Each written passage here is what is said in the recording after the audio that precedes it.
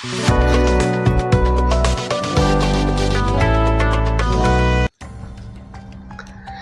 गजा को भूखा मारने की प्लानिंग में पूरा वेस्ट शामिल है?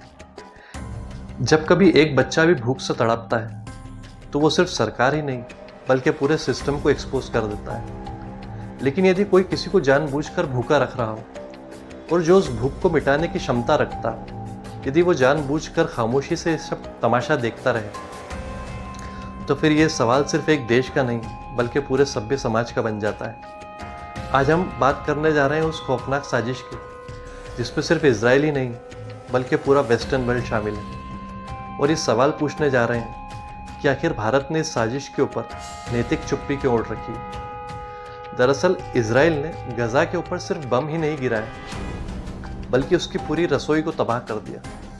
वहाँ के बच्चों की दूध, पानी और दवाइयों की सप्लाई को भी किसी हथियार की तरीके से बंद कर रखा है। यूएन की एक ताज़ा रिपोर्ट के मुताबिक गजा के अंदर 11 लाख लोगों को जानबूझकर भूखमरी की ओर धकेल दिया गया है। और भारत जैसा देश जो खुद किसी ज़माने में अकाल का सामना कर चुका है और कॉलोनियलिज्म का घोर विरोधी रहा है, वो इस तरह की साजिश पर किस तरीके से चुप्पी ओढ़ रख सकता है, ये एक बहुत बड़ा सवाल यहाँ से निकल कर आता है।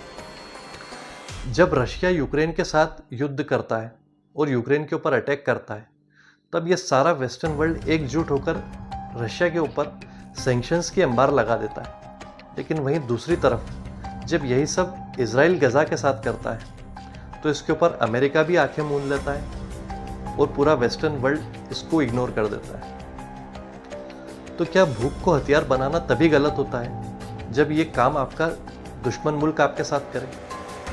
क्या अब हमने इंसानियत की परिभाषा को भी जियोपॉलिटिकल इंटरेस्ट के हिसाब से डिफाइन करना शुरू कर दिया है?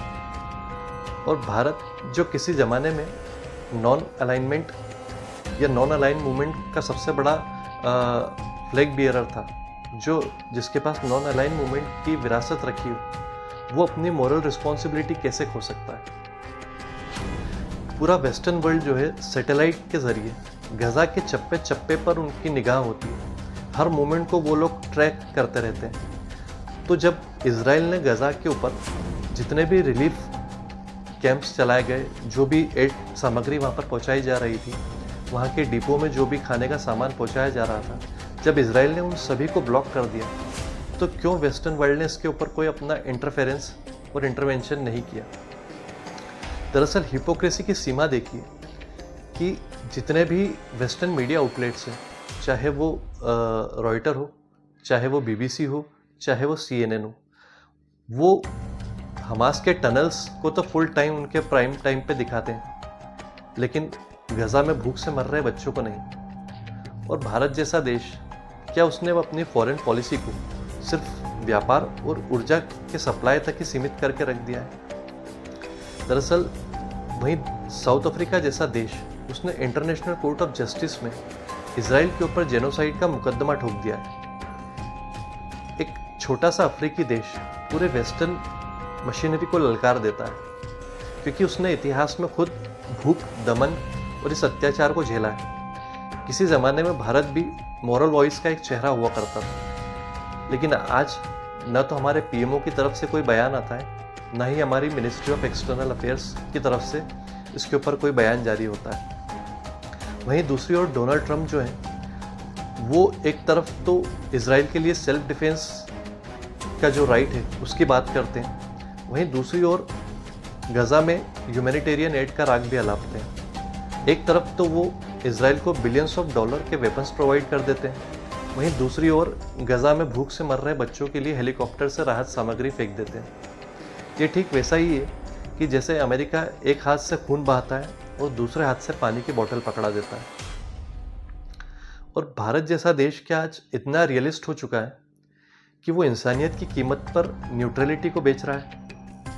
इस दिशा में भारत को सीरियसली सोचना होगा, क्योंकि यदि हम इसी तरीके से इंटरनेशनल लॉ और सिस्टम को पिक एंड चूज करते रहेंगे तो कल को यदि अरुणाचल प्रदेश या कश्मीर में कल इसी तरीके का कोई वाक्य हमारे साथ हो जाता है तो हो सकता है यही डिप्लोमेसी भारत को भी काट दे। और किसी भी युद्ध में यदि भूख को हथियार बना लिया जाए तो समझ लीजिए कि फिर युद्ध टैंक, बारूद, गोले या बंदूकों से नहीं, बल्कि आत्मा और विवेक के साथ हो रहा है। और भारत जैसा देश, जिसके संविधान में ही वासुदेव कुटुंबकम का जिक्र किया गया हो, यदि वो इस तरह की साजिश के ऊपर चुप्पी ओढ़ ले, तो फिर न्याय की आखिरी उम्मीद भी खत्म हो जाती है। गजा में बच्चे तो भूखे हैं, लेकिन शायद हमारी आत्मा उनसे भी ज़्यादा है।